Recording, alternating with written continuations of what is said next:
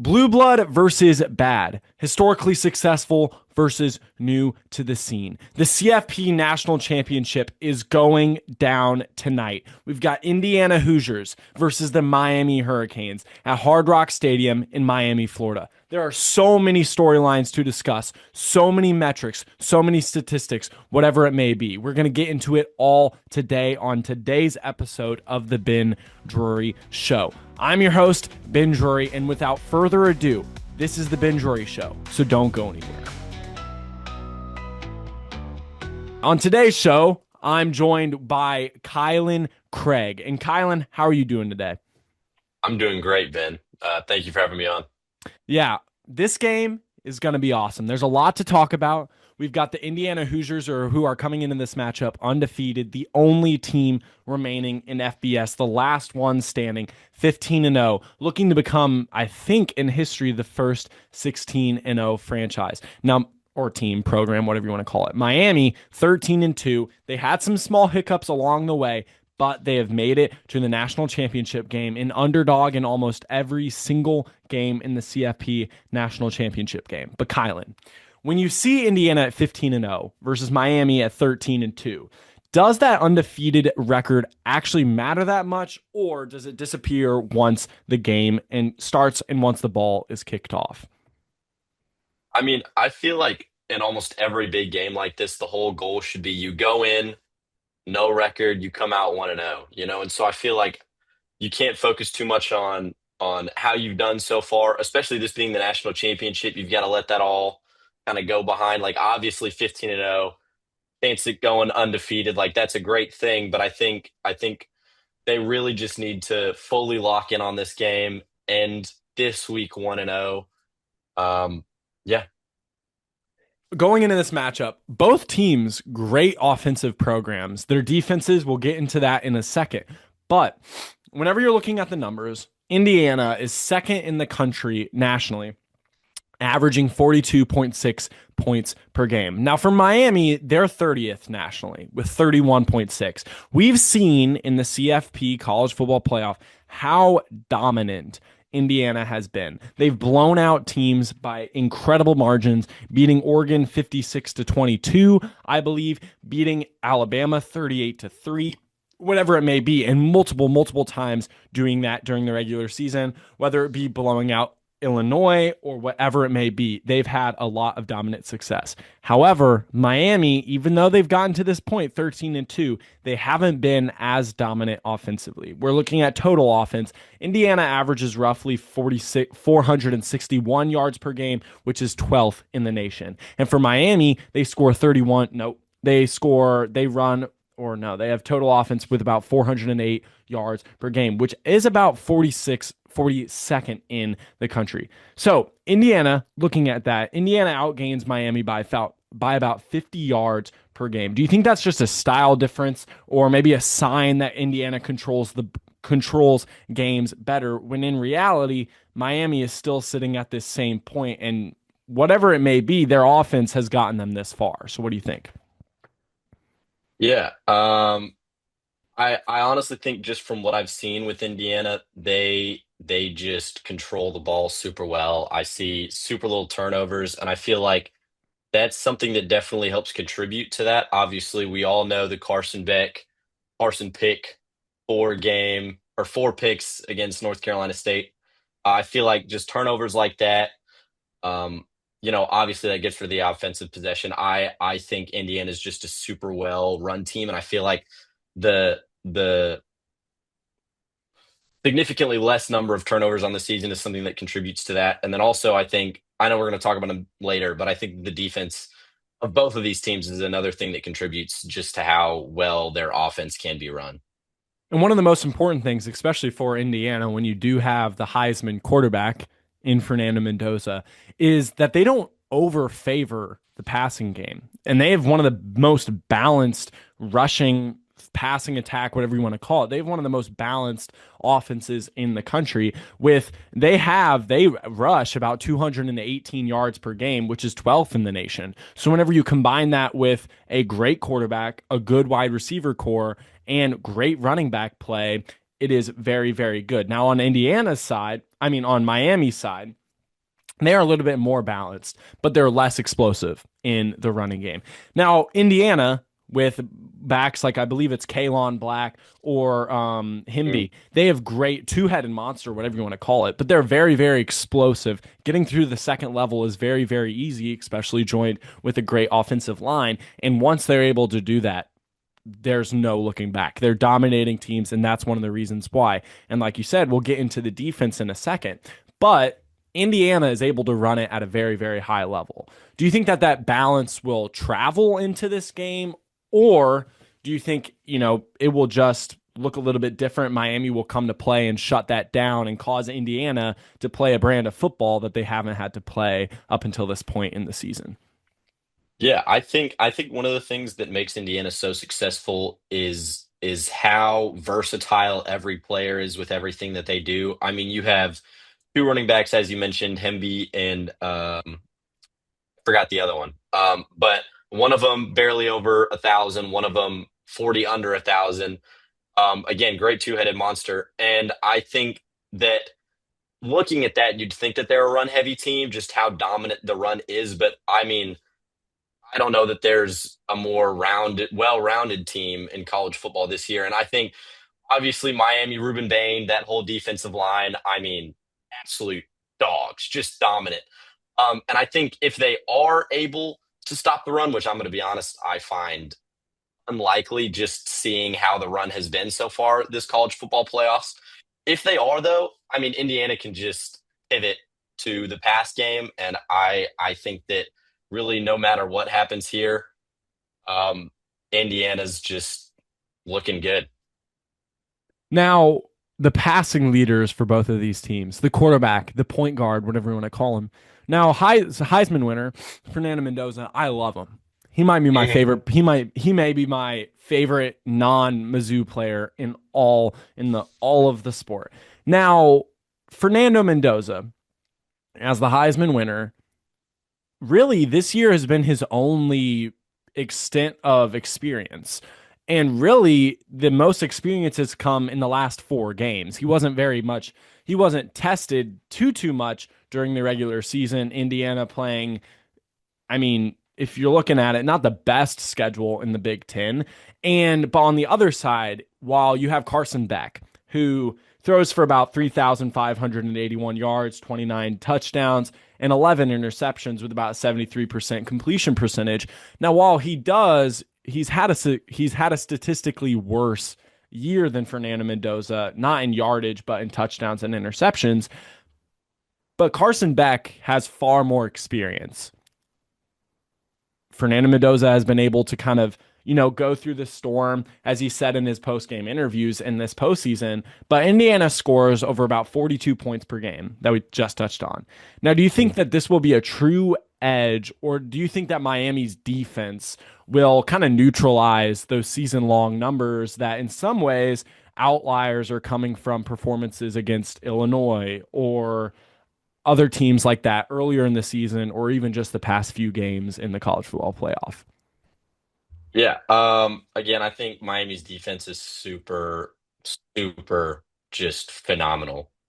Sixth nationally rushing defense, fifth nationally scoring defense, fourth sacks. I mean, that's dominant right there. But I think, uh, and just going over the Kurt Signetti story, he doesn't recruit for stars, he recruits for experience, and I think that that's something that it has made Indiana so dominant. And I think Miami's defense is good.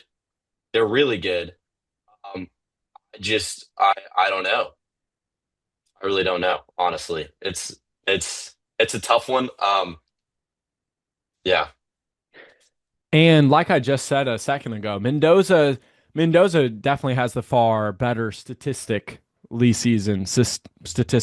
especially in the college football playoff. If we're looking Mhm. at it, he's had five incompletions the whole time. He's thrown for three more touchdowns than incompletions. And you can make the argument, oh, he hasn't been throwing that much, whatever. He's been leaning on his running backs, but still, that says a lot about his efficiency. Both quarterbacks have a roughly 73% completion percentage. But like I said, Beck has a lot more experience in this game. So he definitely has the experience upper hand there. But do you think that kind of Fernando Mendoza's performances in this college football playoff, in the Big Ten championship game, whatever you want to say, do you think that though that experience for Beck will give him an upper hand, or do you think it will be, kind of neutralized, or do you think even Mendoza, like who cares about the experience, whatever? Fernando Mendoza is just the better quarterback. So what do you have to say for that? Yeah. Especially in such a high pressure, like high intensity game like this, I think experience will do a lot of good for Carson Beck. I think that, he's been a guy who's played for a whole bunch of dominant teams. And so I think just having played for dominant teams, having played against dominant opponents, he's used to these super high pressure environments. I don't know that I can fully say the same for Fernando Mendoza, but from what I've seen, he is calm, cool, collected 24/7.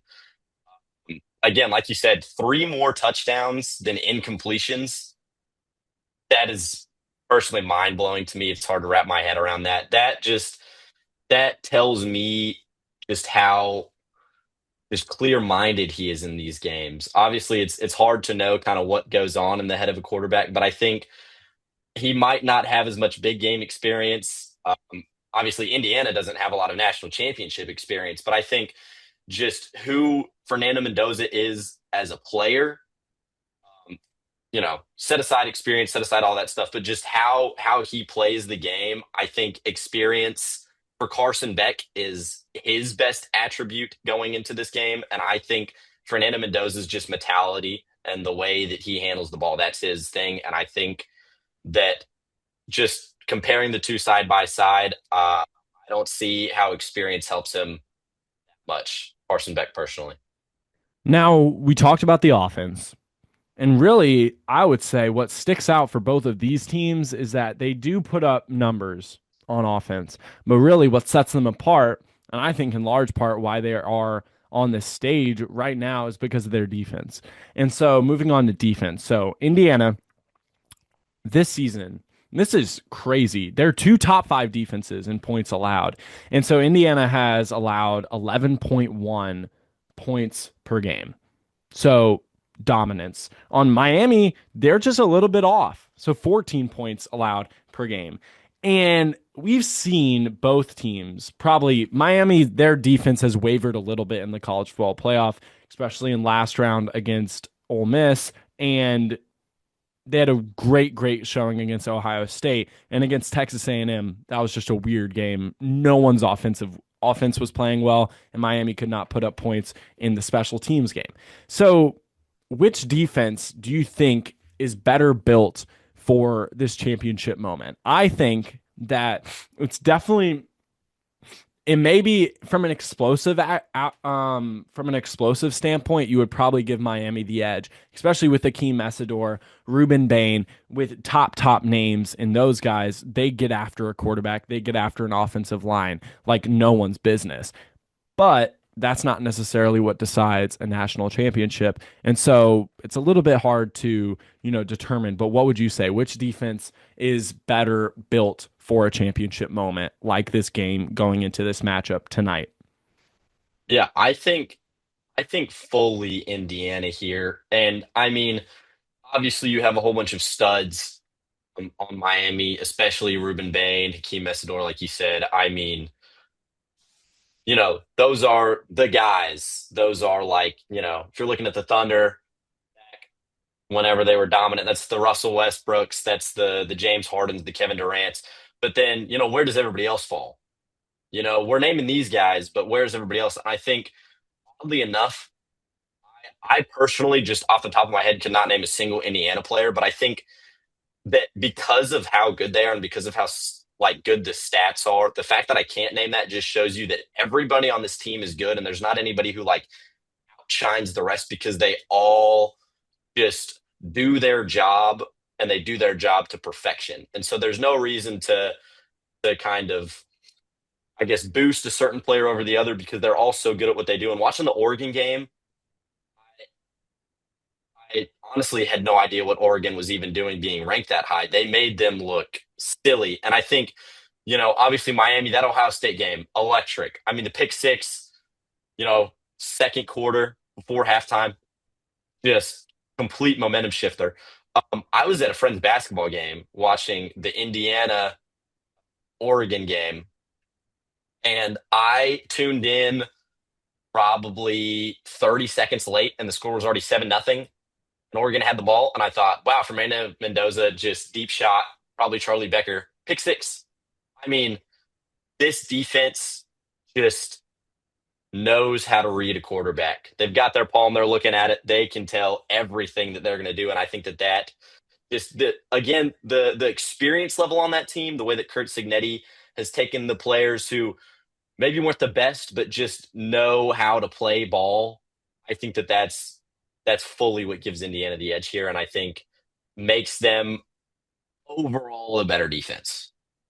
100% I agree. And if we're looking at third down, a lot of times games are decided on third down, fourth down, whatever it may be, on those late in the game when that your coach has to decide, are we going for it? Are we going to give the other team another chance with the ball, whatever it may be? And both teams are exceptional on if when their defense is on the field on in these moments, they are exceptional. Both teams hold opponents to around 30.3% third down conversion, and they're actually tied for eighth in all of the FBS.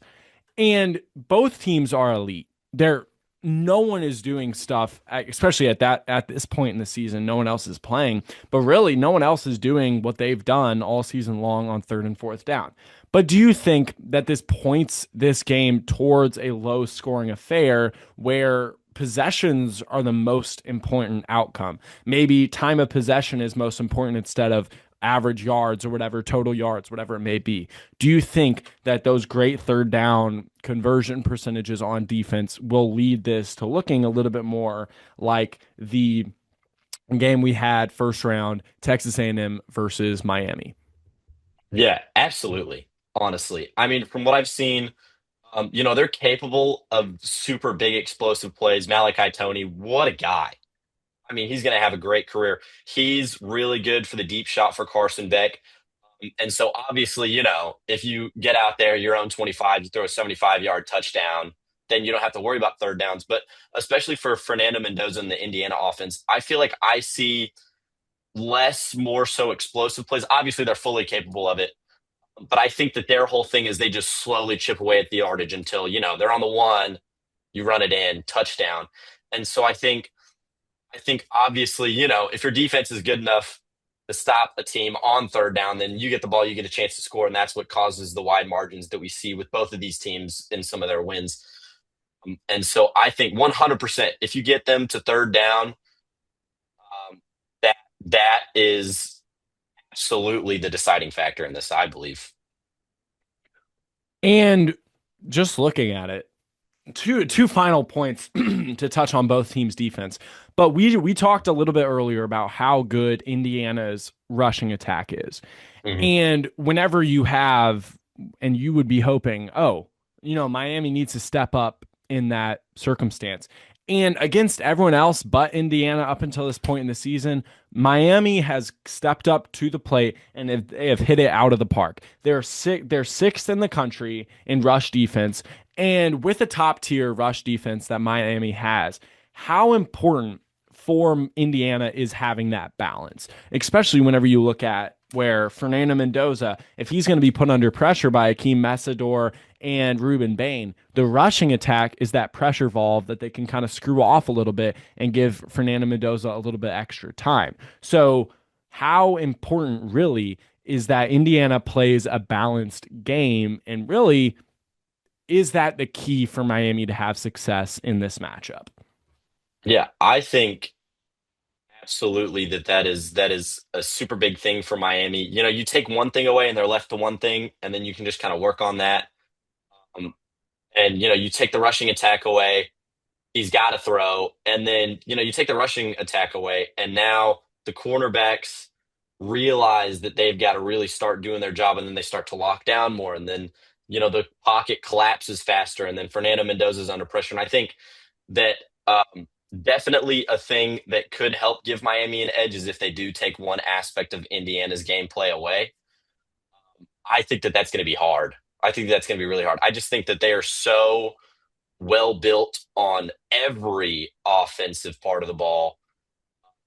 But yeah, I think the biggest thing is going to be attacking the line for Miami's defense. Obviously, Indiana's backs, they're big and they're just bruisers. They'll run right through you. And if you can kind of trip them up at the line, they lose that momentum. It's a nice, easy, maybe 2 yard play. And then, yeah, I think if you isolate them to one aspect of their offensive game, that makes it a lot easier to kind of pick apart Fernando Mendoza and all this stuff. So, yeah, I think taking away the rushing attack is definitely a very big factor in this game.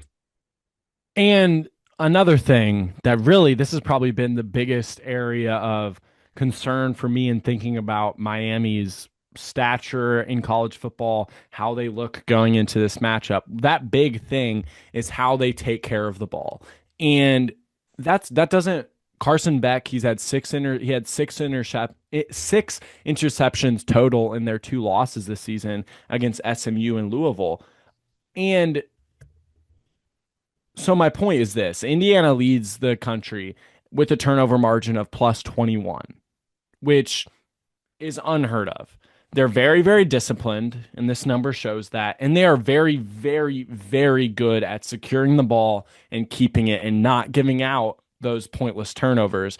And Miami, on the other hand, they're less dominant. They're eighth in the country at plus 11, which really what sticks out with me is that with what sticks out about that is that Carson Beck is backed up in large part by his great defense. And so, we'll get into the keys to success, and we've talked a little bit about them already. But one of the most biggest keys is that Carson Beck and this Miami team cannot rely on the defense to back up their quarterback necessarily. It needs to be complementary. And so Indiana leads the country at plus 21 in turnover margin. Do you think that this is more about like discipline, coaching, whatever it may be? Or do you think that some of that will kind of, go to the wayside in a championship game like this, where pressure's on, the lights are on, the world is watching you, a title is on the line? Yeah, I think coaching absolutely plays a large part in that. I think a very disciplined team is a very good team. You're going to make a lot less just stupid mistakes. And a thing that, just really sticks out to me is Carson Beck, like you said, 6 turnovers in their 2 losses. That is the same that Fernando Mendoza has had all year. It took 2 games for Carson Beck to have the same amount of picks that Fernando Mendoza has all year. I think absolutely 100% coaching plays a super large part in that. Again, super disciplined team, super good team. And so, coaching can take you so far. And I think super disciplined coaches make super disciplined players. And I think obviously Carson Beck, great, absolutely phenomenal player. I mean, what a career he's had in college football so far. But the turnovers for him are absolutely his Achilles heel. And I think 100% just coaching going into this, making sure that your players are locked in, that you don't hype it up too much. It's just one more game. It is the national championship, but you can't be thinking about that. And I think that that's 100% something that both coaches are going to be going in, just kind of talking about, trying to, teach that mentality. And I think it's whatever team fully takes that to heart and just fully plays it as one more game. I think that absolutely gives them an advantage. And so we've talked on both offense and defense, and there are a lot of other statistics that kind of point out. And one of those things is efficiency and discipline. And for Miami, this means penalties. They're ranked 85th in the country with penalty yards, 57.1 yards per game, while Indiana is second in the country with just roughly 27 yards per game because of penalties. And another thing is that Indiana's red zone offense, and this comes a lot how efficient they are. They score on 91.8% of trips to the red zone. This is 10th in the country, but at this point, this is probably one of the most important things that I'm looking at, especially when you're looking at how good the Miami defense is heading into this game.